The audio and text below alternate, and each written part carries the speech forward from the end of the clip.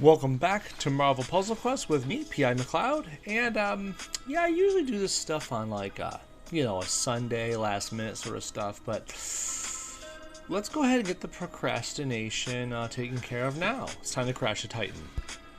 By the way, you see how the menus have changed recently? It's kind of cool. Got the little gold vibe going on here. The button's kind of golden. Got that 10-year marks on here. That's kind of neat, you know. I mean, after all, it's as someone once said, it's a celebration, Charlie Murphy.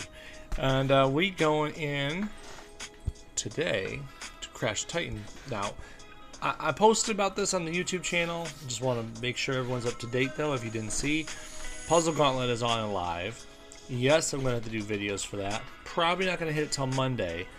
Right now, we're going to do Crash the Titans. Murder World is live with a demastered and remastered version. One is for progression, one is for competition. Obviously, yours truly is doing both of them.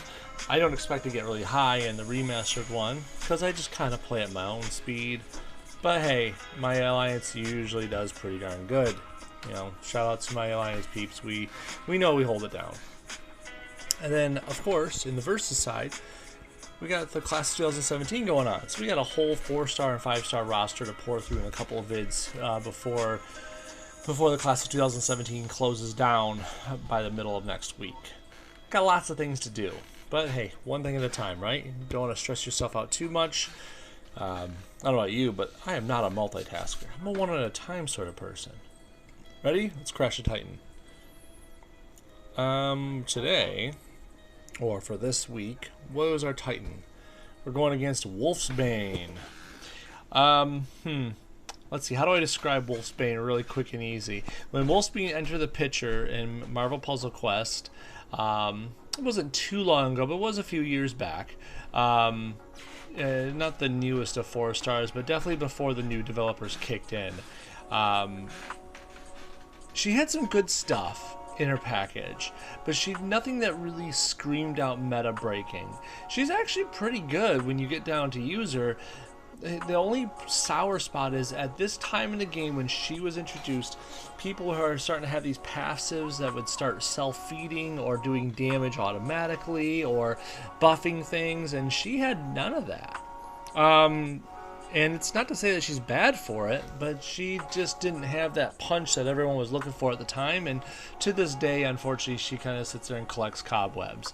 Now, let's talk about her positively for a moment. What can we say about her that's actually really good? Well, her black, really good, actually. It makes her invisible. You have an invisibility person here on your hand, you know, like Miles Morales, like Professor X. You know, this Wolfsbane can go invisible, and it's not that expensive. I think it's like 7 or 8 black. I'll have to look when we get into the fight, but I know it's not that expensive. And she doesn't have any detriment for it. She just has to have the AP to cast it. She goes invisible. She has 1 visibility tile like most of these characters do, and she just does her normal match damage stuff. Her red is a normal attack option, you know, just like a burst damage option.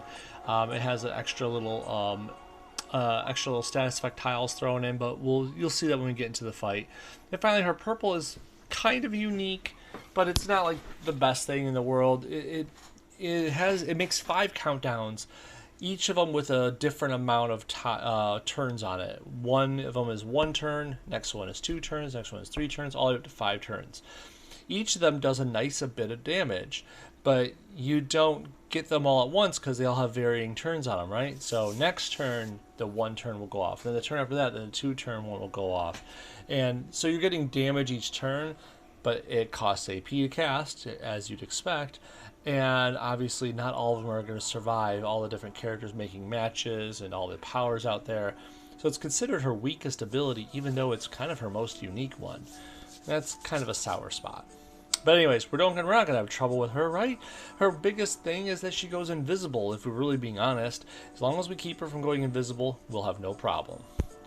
And we're doing this with Magik, which is kind of ironic because she's one of the X-Men who was featured against Arcade in this in this current boss battle, and 5-star Magik has been treating me so well against Arcade. But enough about 5-star. We're talking about 4-star. 4-star Magik came on the scene and came in with a passive that is often overlooked, but I have to reiterate, it is pretty darn good.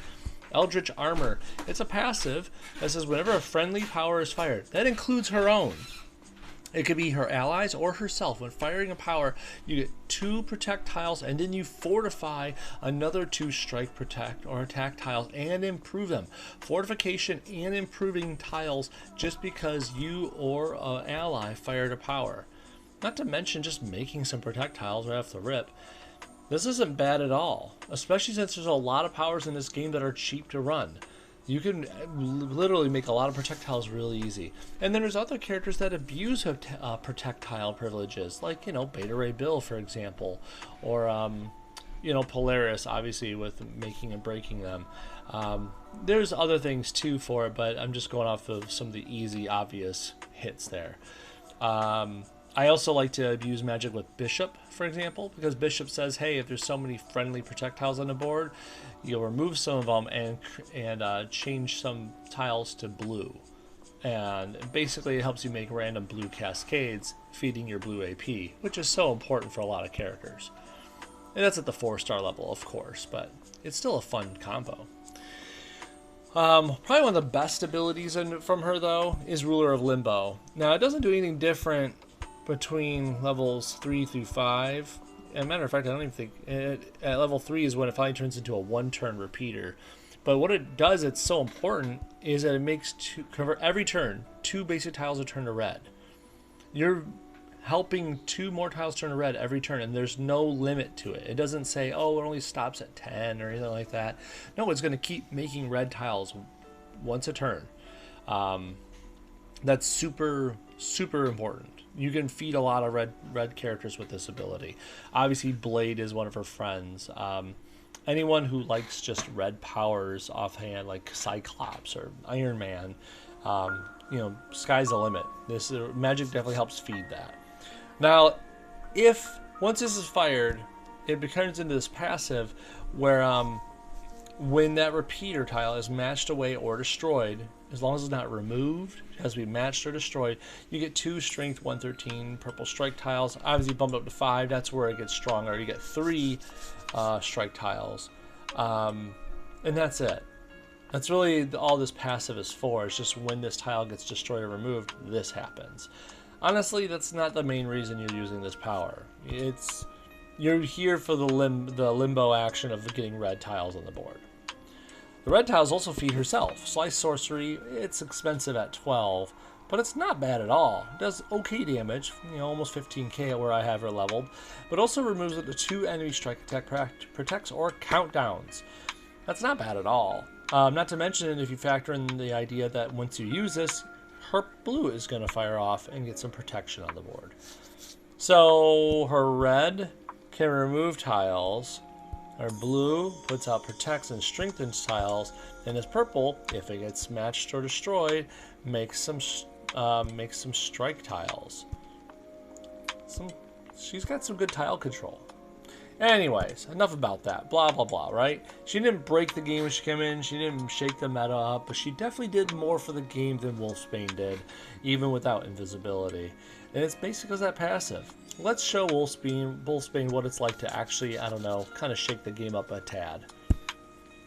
It's a one-on-one fight, so we have to turn on the animations. It's just a rule. Someone made that rule somewhere. Okay. We need reds and we need purples, especially purples. But remember, we don't want her to get black, because black, rend, makes her invisible. Okay? Oh, there it is, in case you missed it. Slash the targets 5 times, each dealing a little bit of damage, which we can block that pretty easy with a couple projectiles. And then she gets a 1 black invisibility tile, which then it becomes, well, this. So she can't use rend while she's invisible is basically what it's saying. Okay? But Go for the Throat is really cheap at 6. It is a burst damage. It does, you know, good amount of decent damage for 6 and gets some strike tiles out there. And then there's that one woman wolf pack, which is, it's okay. Anyways, let's just not let her get black, right? Right? Let's get some purple, because seriously, creating red all the time, it sounds like a great idea. And if we don't have the purple, we get the red. And of course she gets the purple. That's fine. I'm going to do our best to see how many animations we get to play here. We need a red, we need a purple. This will give us a crit though. And this will give us a crit. Poor Wolfsbane, she's going to die from matches. That's an undignified way to go. Okay, so she bit us. She has some strike tiles. Those strike tiles are actually kind of beefy. Kind of sucks. And we're one red away from firing that off. One purple match away from firing that off. So we're close. Let's get rid of one of these strikes. She don't need that. I needed that red though, ma'am. Okay, we got our purple ready. She's one black match away from going invisible. Let's rule some limbo.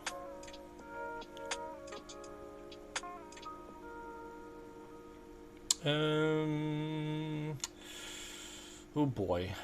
Where do I go? I guess we'll take this down over here. I don't want to leave her a lot of cool options. That Eldritch Armor kicked in pretty nice, see? We already got 428 protection versus her 234 for strikes. So we're already sitting pretty when it comes to that damage.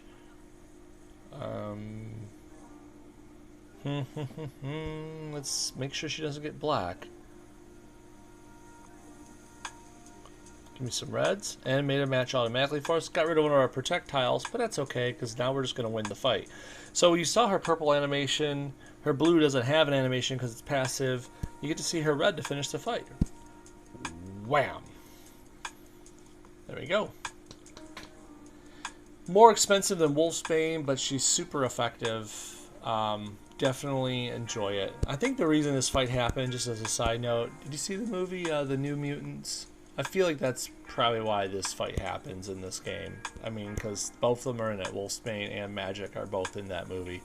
I liked the movie. It was a little lackluster, but I mean, it was still fun. You know, you get to see some mutants we don't usually get to see. Anyways, enough about that. That was Magik's Crash the Titans.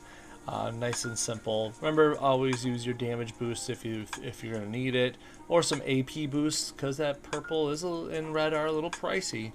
So don't forget to abuse them. You have them there for a reason. Also, if you're going to put a support on Magik to help you get through, I suggest the Chimichanga. The Chimichanga, here you go. If you have it up to rank 4 at least, helps you make more purple upon matches. If you have it to rank 2, will also help you make red upon red matches. So I think that'll help Magik out plenty. That's just me thinking out loud though. There's probably plenty of others you could use to get the job done. That's it.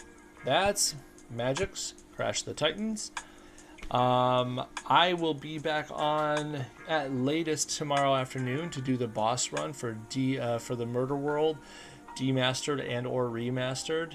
I'm probably not going to run both of them because there's no real difference between them. I'm hoping you all realize that. It's the same, besides the graphics looking a little different.